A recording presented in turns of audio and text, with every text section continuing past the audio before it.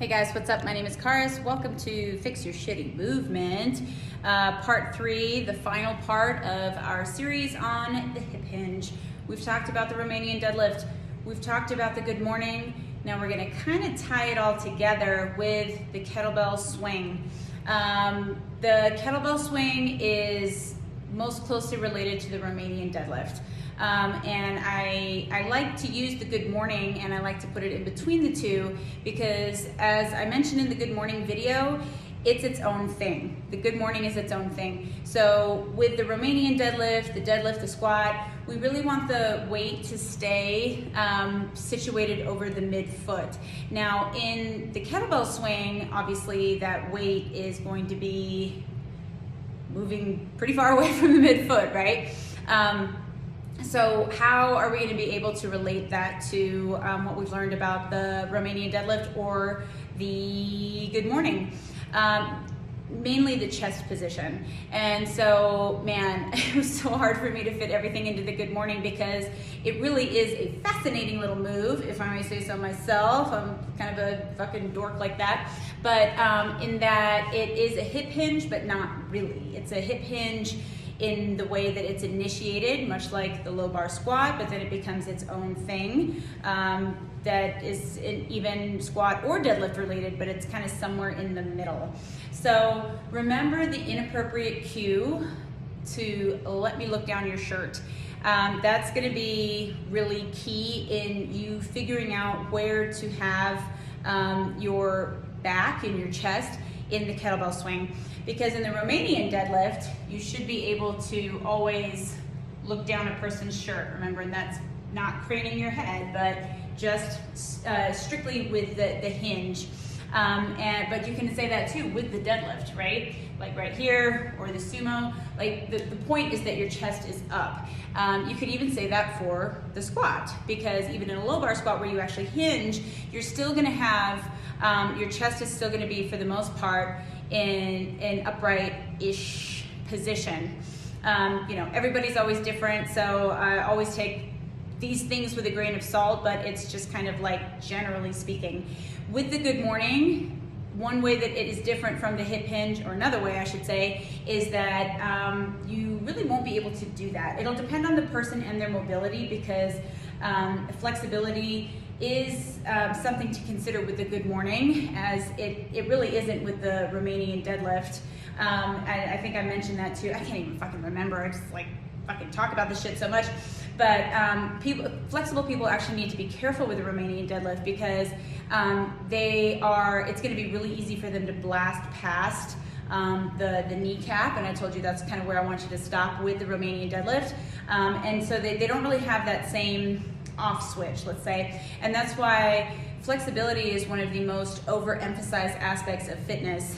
Some degree of flexibility is of course important, but mobility is really important, because mobility is the ability to reach a range of motion and be strong in that position. Obviously, depending on your sport or whatever, that can vary fairly greatly.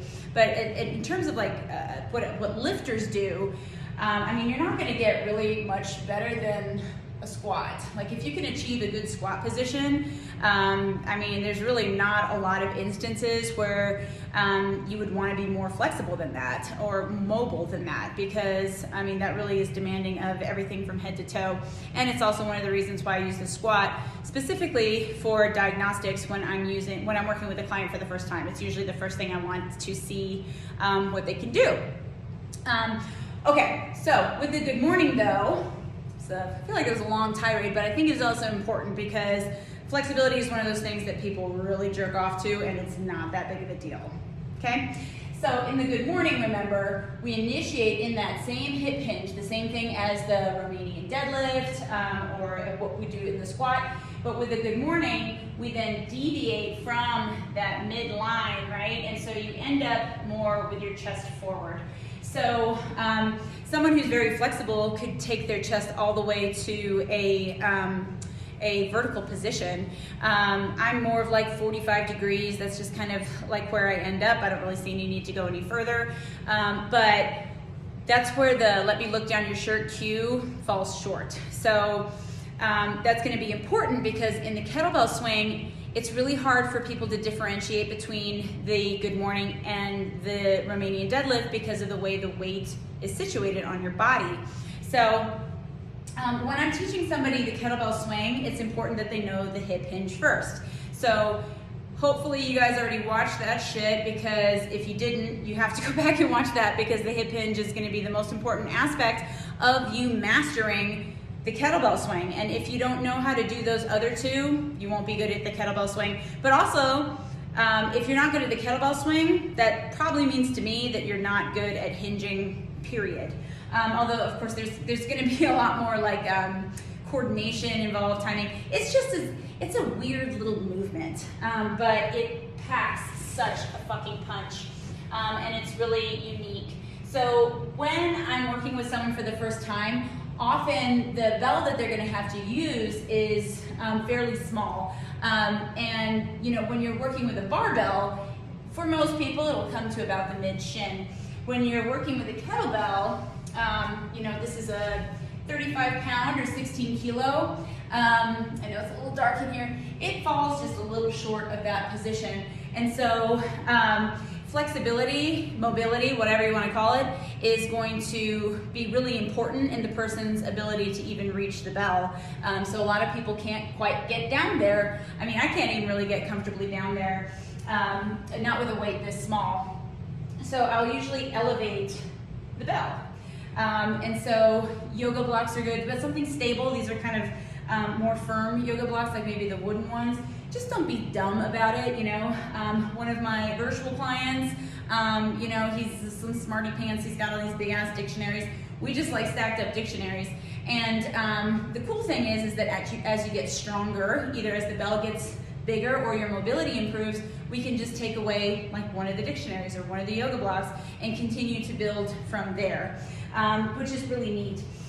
Because if someone is just getting started, they're probably not going to be able to reach all the way down to the floor and safely do a hip hinge. I mean, that's like a deficit deadlift, but anyway. So here I have 2 yoga blocks, and I'm not going to go over all the specifics of the kettlebell deadlift, but suffice it to say, it's the Romanian deadlift. So the bell is positioned over the midfoot, where it will stay.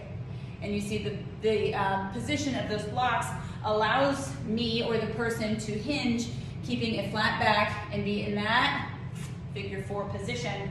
Flat back being very important here. So then, remember to always pick up your weight safely. I will take away one of the blocks and do the same thing, right? Coming down, staying over the midfoot, okay? And then once they master that, then again, because the size of the bell, I usually won't take them all the way to the floor, although I can, depending again on the size of the bell, the height of the person, yada, yada, yada. So many different factors there, okay? So, and this is what's so cool about RKCBs, because they teach you how to teach people of all different shapes, sizes, abilities, all that shit. So with the kettlebell swing, with the hinge, you start with it from the midfoot, right? So with the kettlebell swing, you take a step back. So already it's different from everything else, right? But you're still going to be able to use that midfoot as a frame of reference, because your shins will stay in the same position. Again, that's what a hip hinge is. There shouldn't be any movement of those shins forward or back, or you're not truly in a hip hinge. So with the swing, one way that some people can reinforce it, or there's even like master level instructors who still do the karate chop on the hip flexors.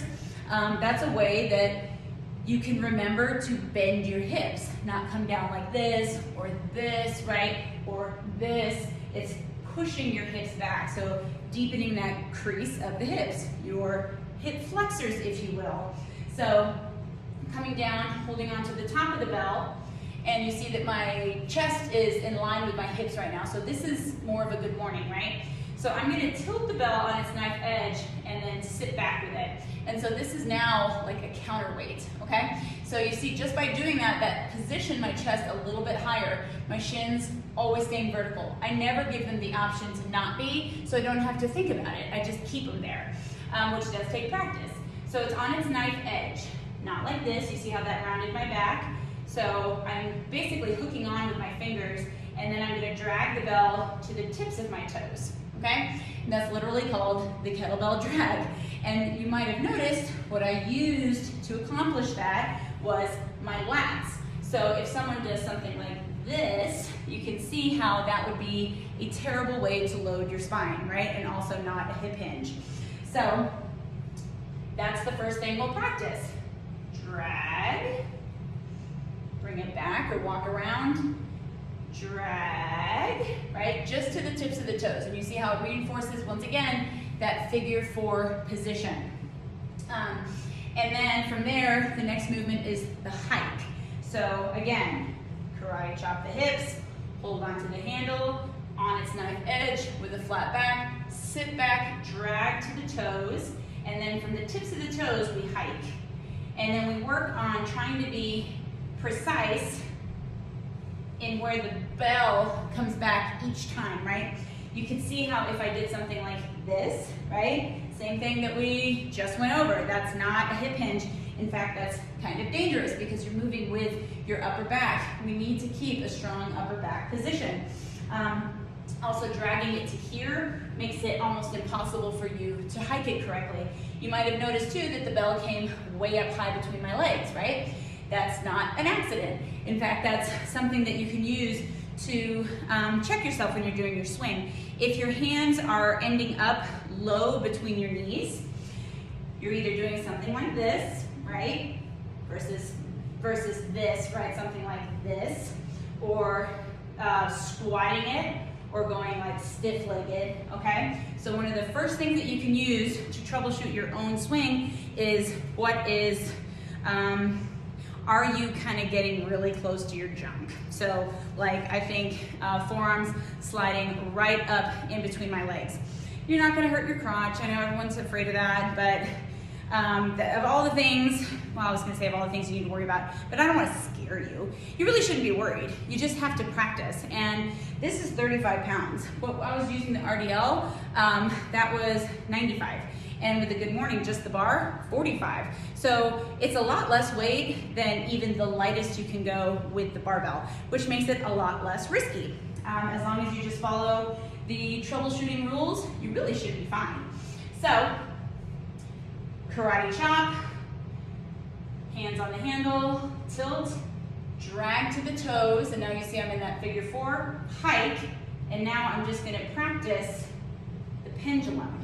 Now, I don't really do this with people a lot of the time anymore because they think it's weird. So if you do this one and it gets weird, just skip it. But you'll notice basically what you're learning through that motion, the pendulum, is allowing the bell to do its thing. And the way that you kind of have to shift your body in order to accommodate that. Problem people run into with the swing is they try to control it too much. The barbell you want to control because we have a very set position that we want it to end up in. The kettlebell swing we do too, but there's just a lot more room for error. So checking in on those physical cues will help tremendously. The pendulum is a good thing to practice. And again, you'll know where the bell ends up. That will indicate to you where your body is in space and whether or not you've deviated from your hip hinge position at number 4. So then from there, usually a single rep swing. So once again, right, break it down, repetition, because that's what you need. Repetition, practice. So hands on the handle, tilt on its knife edge, sit back, see how my chest gets proud, it doesn't duck down.